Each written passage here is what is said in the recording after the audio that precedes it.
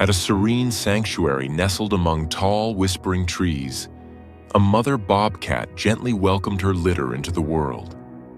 3 kittens were strong and vigorous, but the 4th was impossibly small, tiny, fragile, and vulnerable. Barely larger than a human thumb, this little bobcat's survival seemed uncertain from the very start.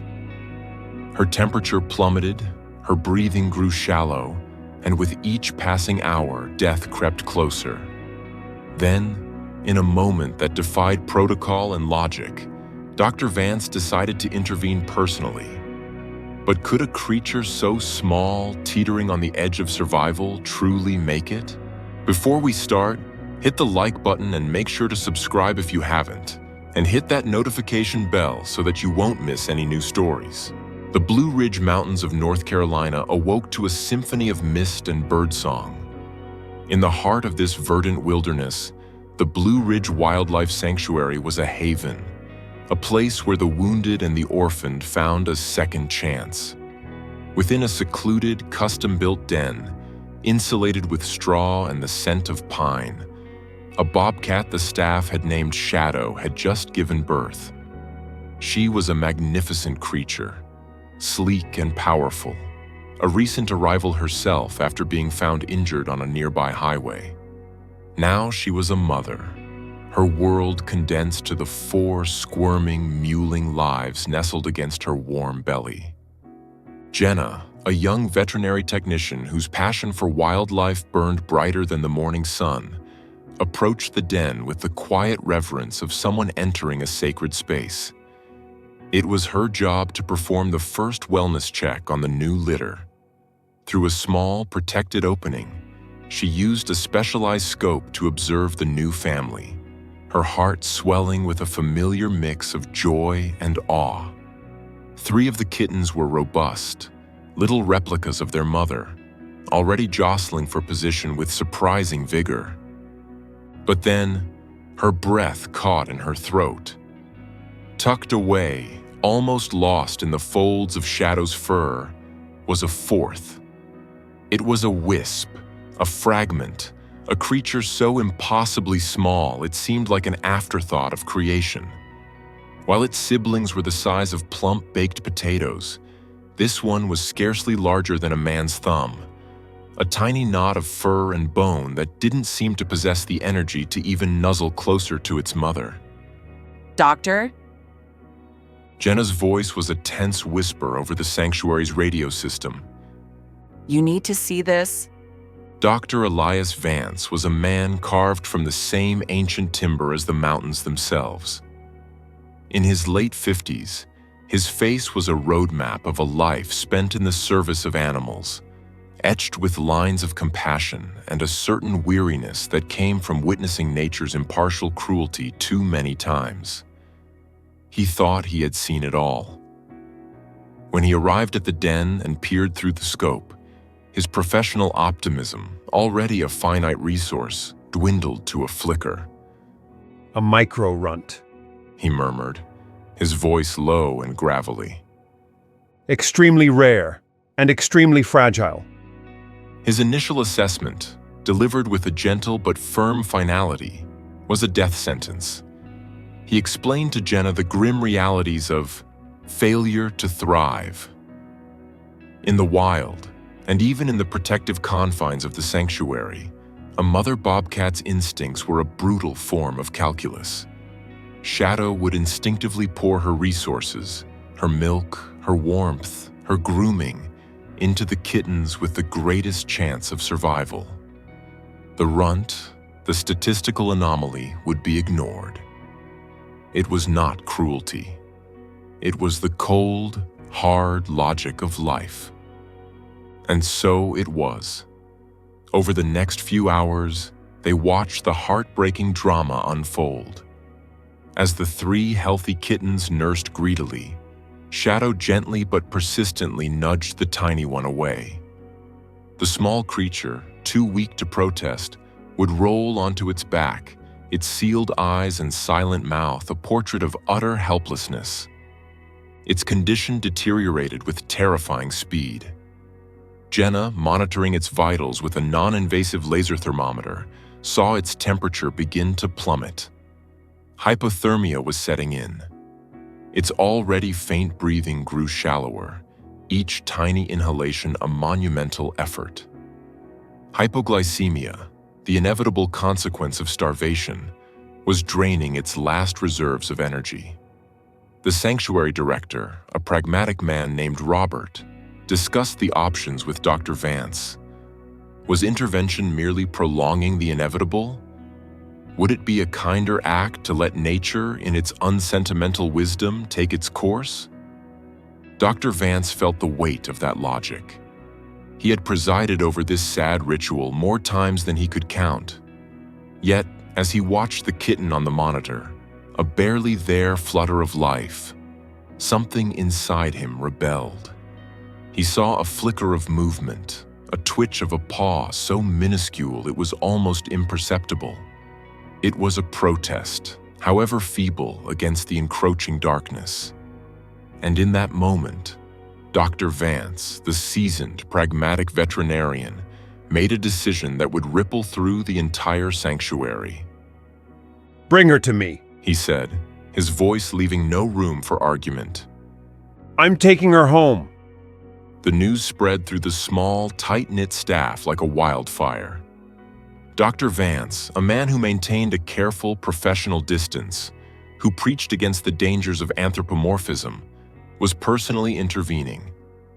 It was an extraordinary breach of his own protocol, a radical act of hope against overwhelming odds. This, more than any miracle drug, was what shocked everyone. In the sterile quiet of the clinic, the kitten lay on a blue surgical towel, looking less like an animal and more like a discarded piece of fluff. She was so small she barely registered on the digital scale. Dr. Vance's large, capable hands, accustomed to setting the bones of deer and suturing the wounds of bears, moved with an almost supernatural delicacy. He fashioned a makeshift incubator from a simple cardboard box, lining it with a heating pad set to the lowest possible temperature and covering it with a soft fleece blanket. The environment had to be a perfect mimicry of a mother's warmth. Next came the most critical challenge: nourishment. The kitten was too weak to suckle. Dr. Vance knew that a feeding tube was the only option, a procedure fraught with peril. A single misplaced millimeter could send formula into her lungs, which would be fatal. He calculated the dosage of a high-calorie kitten milk replacer, adding a precise amount of electrolytes and a single life-giving drop of Caro syrup to fight the hypoglycemia.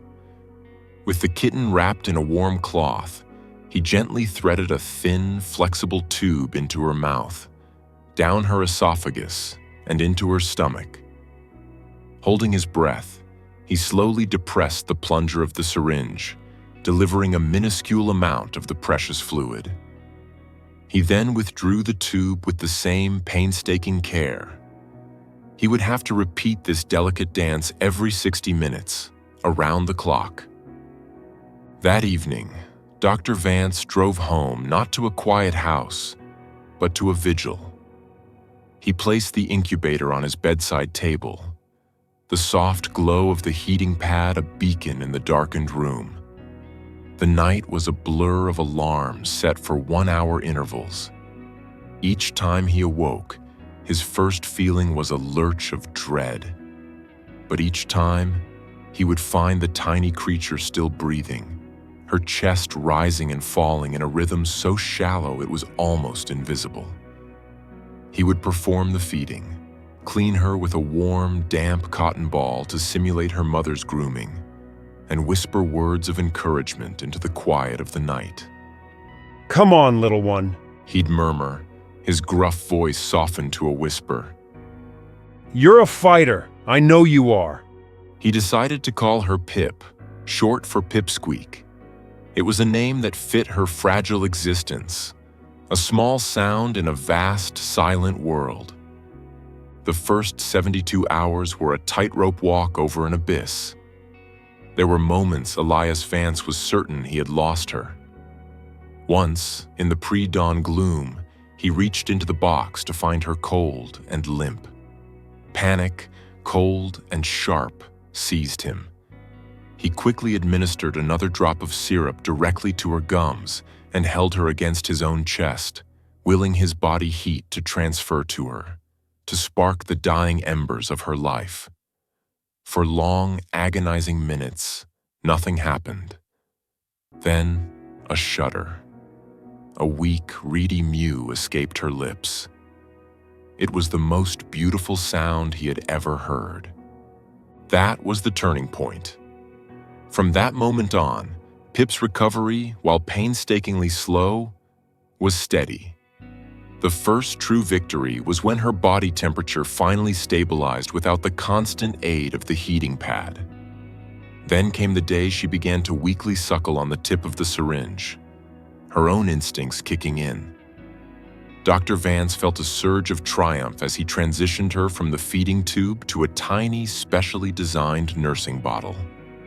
Jenna became his constant co-conspirator. She would arrive at his house after her shift, her eyes wide with a mixture of awe and concern, bringing supplies and offering to take over a few of the nighttime feedings so he could get some rest. She watched, mesmerized, as the bond between the gruff veterinarian and the impossibly small cat deepened. I've never seen you like this, Dr. V. She said one afternoon, as they watched Pip, now strong enough to crawl, knead her tiny paws on his finger. I've never seen a cat like this, He replied, a rare, soft smile touching his lips. The day Pip's eyes opened was a milestone celebrated with the reverence of a holy event. They were a milky, unfocused blue-gray, but as she blinked them open, they seemed to lock onto Dr. Vance's face. In that gaze, he no longer saw just a patient or a project.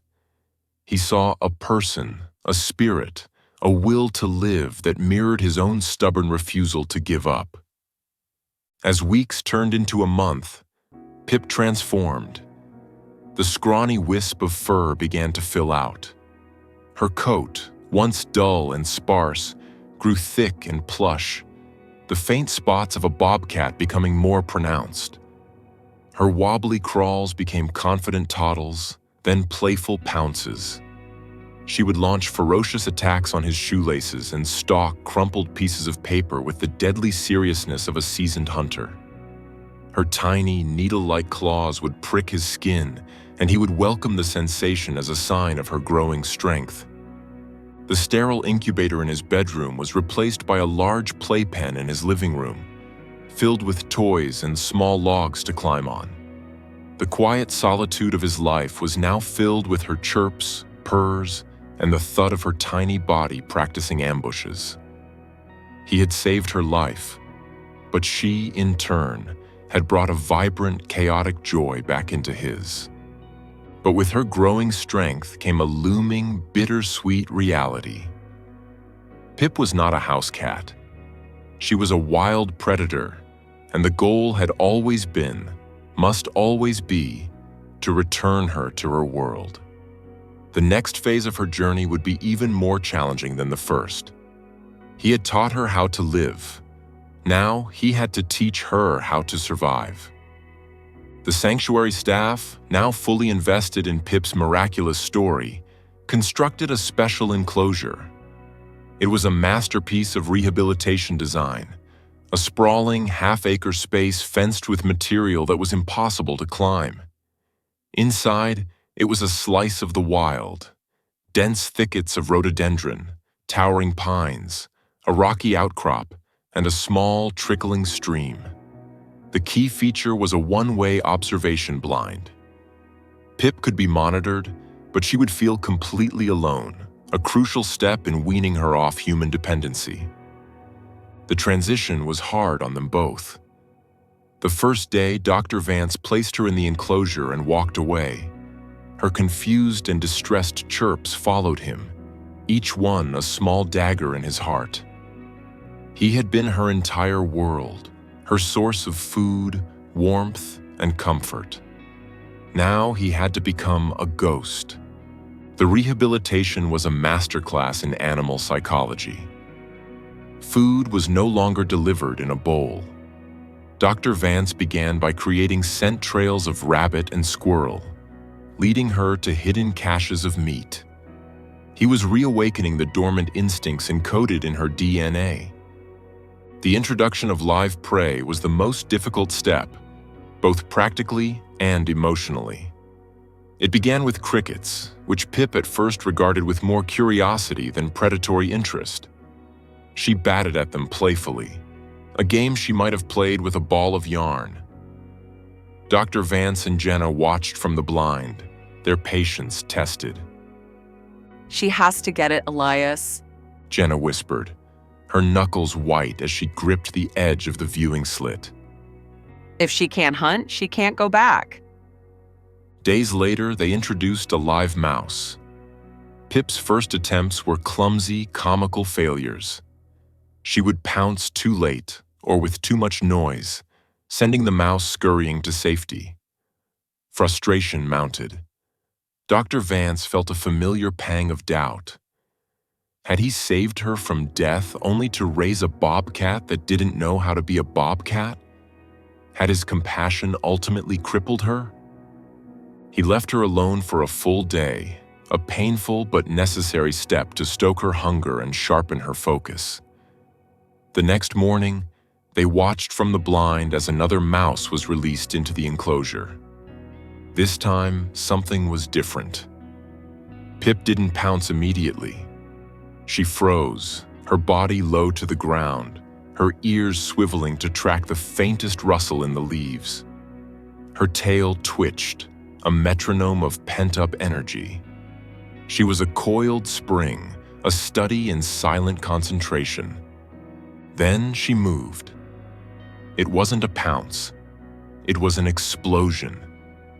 A silent, fluid blur of motion that covered the distance in a heartbeat. The hunt was over in an instant. In the blind, Jenna let out a choked sob of relief.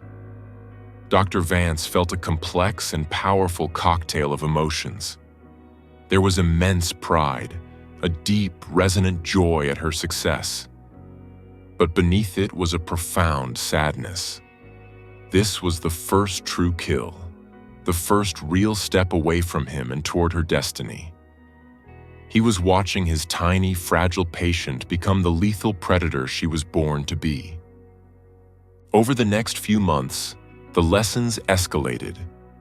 She learned to hunt quail, then young rabbits. She learned the patient art of the ambush, the importance of silence and surprise.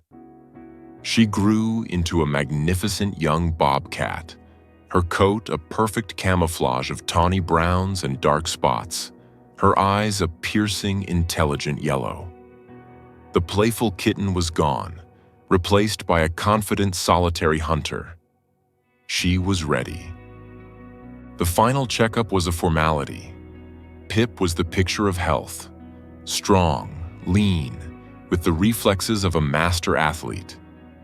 The decision to release her was unanimous, but it weighed on Elias Vance like a physical stone. He had cheated nature to give her a life, and now he had to give her back to the very wilderness that would have claimed her at birth. The night before her release, he sat in the observation blind for hours, watching her. She moved through the enclosure with a silent grace that took his breath away. She was no longer his Pip, the pipsqueak who fit in his palm. She was a wild spirit, and the enclosure, once so vast, now seemed like a cage. He remembered the feeling of her weak, fluttering heartbeat against his finger, the milky blue of her newborn eyes, the sound of her first purr. A lifetime of memories packed into less than a year. They chose a release site deep within the Pisgah National Forest, a remote, rugged area teeming with prey and far from the dangers of roads and human settlements. The morning of the release was crisp and clear. The drive was silent, both Dr. Vance and Jenna lost in their own thoughts. At the site, he carried the transport crate to a clearing overlooking a dense wooded valley. He knelt down, his hand resting on the metal grate for a moment. You be safe out there. He whispered, his voice thick with emotion. Be smart. Be fierce. Be free. He took a deep breath and unlatched the door. Pip didn't bolt out. She emerged slowly, cautiously, her nose twitching as she sampled the 1,000 new scents of the forest. She took a few steps, then stopped and looked back. Her yellow eyes met his. It was a long, silent gaze, a moment of acknowledgement, of gratitude, of farewell. Then, with a flick of her tufted ears, she turned. She did not run. She simply melted into the undergrowth, disappearing into the tapestry of green and brown as if she were a ghost. One moment she was there, a solid living presence, and the next, she was gone. Dr. Vance and Jenna stood in the clearing for a long time, the silence of the forest amplifying the emptiness left by her departure. A year drifted by. Life at the sanctuary continued its cyclical rhythm of rescue, rehabilitation, and release. The story of Pip became a beloved legend, a tale told to new volunteers as a testament to the sanctuary's mission, a symbol of hope against all odds. Dr. Vance never spoke of her much, but those who knew him saw a change. The weariness in his eyes was still there, but it was now tempered by a new light, a renewed belief in the power of a single compassionate choice. One crisp autumn afternoon, he and Jenna hiked into the forest to check the memory cards on a series of remote camera traps they used to monitor wildlife populations. They'd never had a definitive sign of Pip, though Dr. Vance often found himself scanning the trees on his hikes, hoping for a fleeting glimpse. Back in the lab, they downloaded the images. The first few cameras showed the usual suspects: a browse white-tailed deer, a portly raccoon, a black bear lumbering past. Then Jenna clicked open the files from the camera nearest Pip's release site. Elias, come look at this. She said, her voice barely a whisper. He walked over to her computer. The first image showed a stunningly beautiful adult female bobcat stepping confidently into the frame. She was healthy, her coat gleaming, her muscles taut. It had to be her. Dr. Vance's heart hammered against his ribs. She had survived. He leaned closer as Jenna clicked to the next image. The bobcat had stopped, turning to look directly at the camera as if she knew it was there. And then, the final shot.